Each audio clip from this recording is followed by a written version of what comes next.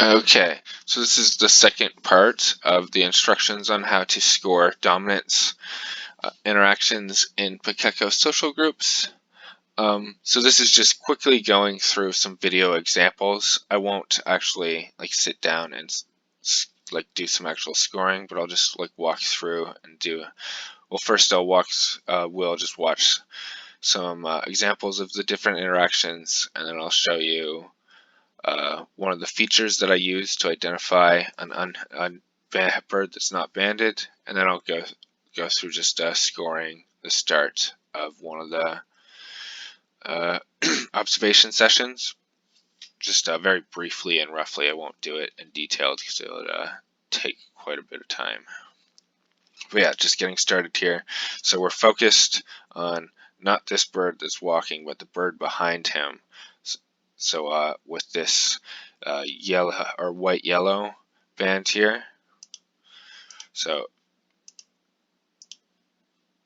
we're focused on this bird here, which is, so this is his left leg, so it's white, white / white yellow that he's recorded as, and he's just about to peck multiple birds. He might have just already pecked this bird behind, but you can't see clearly because he did it behind his body, but just coming up.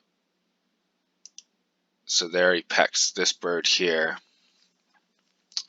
which can't really see his full band combination. So this is one of the birds that's actually missing a foot.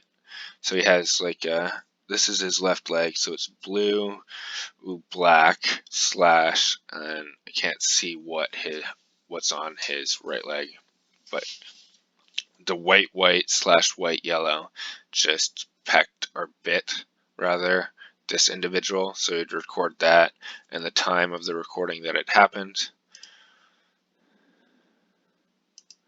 And then he also just bit this individual here behind, so you'd have to go back a little bit until you can find what its band combination is, which I believe is this bird here. So his left leg is this one here, so he's yellow, red / looks like blue - yellow, because the yellow is on the lower leg here. I believe that's blue on the back leg. This is just an example of sometimes the bands are hard to see in the sunlight, but you just have to follow through. Yeah, it's definitely blue. Just have to follow through for a few seconds, or maybe even jump back 5 or 10 seconds to find a good shot of its band to identify it. So just record that as a separate line of him biting this bird as well, and then the time. So this is a good example of a case where it might be best to just focus on 1 or 2 birds at a time while watching through the observation period. So in a lot of groups, the smaller groups, there's not as much going on, and it's a lot easier to just follow through and still get everything. But for these larger groups, so for this group is I believe it's the largest group that we work with or that we do observations with. It has 13 or 14 members in the group, and with that many birds, it gets very, very confusing, or it can get very hectic. So for situations like this, it might be best to just have to watch through each observation period multiple times, but just tracking different birds each time. You may also, another way to do it is adjusting the play speed. So I can't do it in the video player that I'm currently using, but many other video players, you can adjust the play speed so that it's 75% of the normal speed, or even 25% of the normal speed. You could watch through on one of these slower settings, and you may still be maybe able to record all the interactions within one sitting like that. But yeah, so I'm not sure what is the best method for you to score it. You want to find the balance between getting all the recording, seeing detecting all the interactions that you can, but you also want a balance of efficiency of not having to watch through it watch through each video multiple times. So you want to find like a certain balance of like watching through it slower or a couple times, but also still be able to get most, if not all, of that information. And then, of course, you also want to stay consistent throughout all of your scoring. So if you're like watching the video, like just stay consistent, whatever method that you're using, and stay consistent for how you score every other group. So then moving on to our next example. So this is a petting example. So we have the same active individual, which is on our left here. So this is that white slash white yellow, and he's about to come up and pet, which is like as I mentioned before, it's like the start of trying to mount, or looks like the start of trying to mount an individual, and he's going to do it to this individual here, which is black slash green blue dash M. And again, you don't need to record the metal bands. I just do it out of habit. The color band combination will be enough to identify each bird. I just always record the metal band out of habit. So you can see that there. He's oh, I just missed it. I'm trying to pause on it. It's about right there. He just comes up and just like gently places his foot on the back of the other bird. I guess it's not like too gently, but it's definitely like not a kick. He's just like setting it on as if he's about to mount that individual. And then if you just watch this bird again, he'll do it to a second bird just coming up. He's going to do it to this bird, which is blue black slash red blue. So again, he pets that bird there. So just record those that this individual, the white slash white yellow, pets, whatever we said those band combinations were. You'd make like 2 separate entries, and then the time, and then you'd just be watching through for things like that.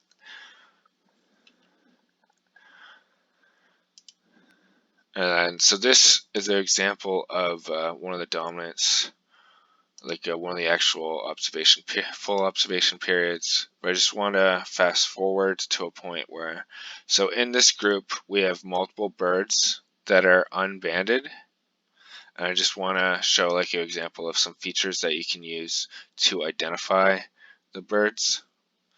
So if we get to, oh, I just missed it.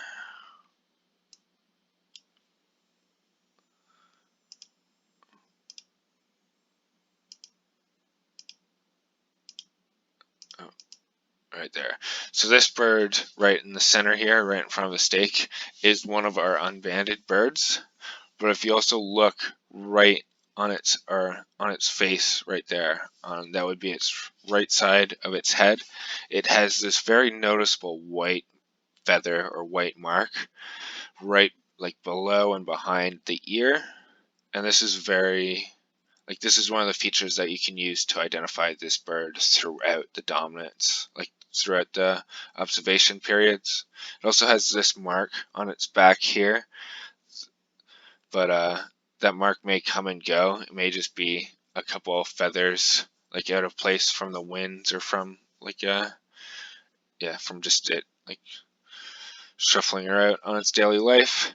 But this white feather on its head is definitely like a white feather that's going to stay there, and it's going to be identifiable like time after time.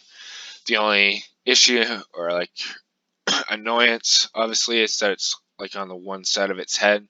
So if when you're observing it, if it's faced the other way, you won't be able to see that mark, and you'll just have to like follow the individual or like go back through the video until it turns its head, and then you can see that feather and identify it. I also noticed like in this group, the bird behind it, if it raises its head again, it also has one of these white feathers, but it's in a different place. Yeah, so this bird has a white feather as well, but it's much further back, more like on the back of the head rather than the side. So you just like got to keep note of that, like look look for features, but you also like want to make sure that it is like distinctive from other members in the group. This member behind, like this one behind there with the second mark, is banded, but you just want to make sure that you're not getting it confused with this non-banded bird that you're using that mark to identify with.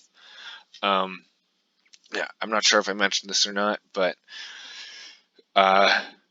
this can get very, very annoying and it can be difficult, but it is possible to like identify the birds. Like they will have that mark. You can also compare the shields as I was talking about before. So if we look at these two shields here, we can see like this one's much lighter and like more scaly, while this one only has like some like the scalier flakes in the center, and then it's like much redder. So you could use like features like that to help you tell them apart. But yeah, for the most part, I believe a lot of the groups only have one unbanded bird, but I might be wrong on that. There might be like two birds in some of the groups. I know at least one of the groups has two birds that are unbanded. All right, and then moving on to this is just another, this is the start of one of the observation periods for another group. So what's happened here is just before this recording started is that one of the field crew like dropped corn at the stake, and then we do like the corn call to call them over. And once they hear that, they're kind of like trained or habituated to like coming over, like in knowing that there's corn there. And yeah, so that's, you just record them as they come over, like what time they arrive at the stake or like in the area of the stake. You can't really see the band combinations here, but as it gets to the stake, the recorder will zoom in and will be able to see the bands like clearly. So at this point, if I could tell the band like there, I can tell the bands. So that's like this is its left leg, so that's M dash red yellow, and I can't tell what that right leg is, but I record that as it arrives at the stake at 30 seconds or whatever. Then I record this individual is also arriving like a couple seconds later. Yeah, and then you can get like the band combinations there if you freeze on the correct frame, which I failed to do. Just record the individuals as they show up. This is another one of the really large groups. This is one of, like, I believe it's the second largest group that we work with. So it has 10 or 11 group members. I just want to get to about 90 seconds into this video. There's an interaction that I want to walk through. But at this point, I'm just recording that they're arriving and they're feeding. I haven't seen them do, or I haven't noticed them do any dominance behaviors yet to each other, so I'm just like recording that they're arriving and feeding, like the times that each band arrives, or each banded bird arrives, rather. If we get, so right here, this bird running in from the top, so that's our red, or M dash red yellow. Still don't know what its right leg is. If I was like properly scoring this, I would have like I recorded that already. I'm just going through this quickly. So this bird like turns and approaches them, and you can see like this one like stand off and do one of the upright poses to him, and this bird then comes and does I believe it's called the upright aggressive. So yeah, what is it here? B is the aggressive upright. So I had it other way around, but yeah, the aggressive upright where they're heads up, but like kind of tilted forward, where they are showing off their shield size. But the tail is horizontal, the wings are down. You'll notice in the anxiety upright, the shield's kind of more pointed up. It's not showing off that shield size. And then like the tail is also up. So I'd be recording it as this bird, whatever his band combination or whatever its band combination is doing the upright aggressive to this individual, and then it displaces it. Like this individual is displaced, it's like clearly moves out of its way to avoid this bird. So I just record that as like the aggressive upright and then the displacement towards this bird. Excuse me, sorry. At 1 minute 38 seconds. And then, yeah, you just watch through for interactions like that. Like, I knew that was going to happen, but obviously when you're seeing it in real time, you'd probably like just notice like the end, like that big like displacement there, and then have to rewind and watch through to see what happens. Like that does happen quite a bit to me, where I just see like the ending of something and I'll rewind and see what led up to that. But then you're just recording, like these birds are still feeding, so you don't have to record anything there. See, like these birds are being very skittish. They're just like grabbing pieces of corn and retreating, like I was mentioning before. Then I just want to get to the point where it'll be, yeah, here's one. So these are the juveniles coming in. So a lot of the groups that you'll be observing, because it's done later in the season, they will have juveniles. So if I can get like a good pause on their face there. Juveniles are very easy to identify, like these ones, just because they're like their size. But as they get older, they do get the adult plumage, and they become like a pretty close in size, like very quickly. By like I believe it's like 2 months, they'll look pretty much like adults. But so we know that the adults have these red, like their red beaks and their red badge. The juveniles, their beak will stay black for a long time, and then even as they start getting the red coloring coming in, the very tip of their beak will stay black. So you can use that to tell if they're juveniles or not. And then, because obviously juveniles are going to be like you know that they're like the lowest on the dominance hierarchy. Again, and because the hierarchy goes adult males, then adult females, and then young males, and then young females on the bottom. So you just want to keep note that like if birds are actually adults or not. For most of the groups that you'll be observing, I don't think you'll have any of the really old juveniles. I think they'll mostly just be this age or younger, so they're very easy to identify. And then you'll also be recording like which individuals feed the juveniles. It's not as informative for like dominance. Just as I mentioned before, all individuals in the group will feed different young, but we just record it anyways. And yeah, you just watch through for the entire half an hour.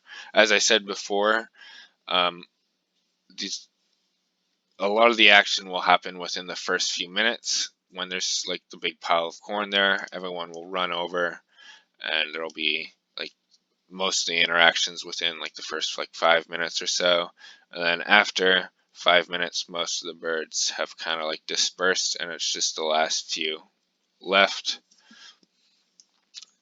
So even when you're watching through like these more hectic videos, it's not like you have to watch through the entire half an hour period multiple times. It'll just be like repeating like that 5 minute, like that first few minutes, like multiple times to track all the birds and just get like all the interactions that you can see. And yeah, I think that's it. Again, like some of the interactions are a little more easy to miss. Some of them are very noticeable, like that displacement that we just went over. And then, as I mentioned before, not all the groups are as active like this. Some of the groups will just run over and they'll just like happily feed beside each other, and you don't get as much information. But yeah, when you're going through the training videos, just let me know if you're getting a video or a group that's like that, and I'll switch it out for a little more lively group so you can get some better experience of recording like one of the more busier groups. But that should be it. I think I mentioned before, but I haven't gone through this to double check for any errors. So if I did misspeak or didn't say anything clearly, make sure to ask for clarification or ask any questions. And yeah, talk to you later.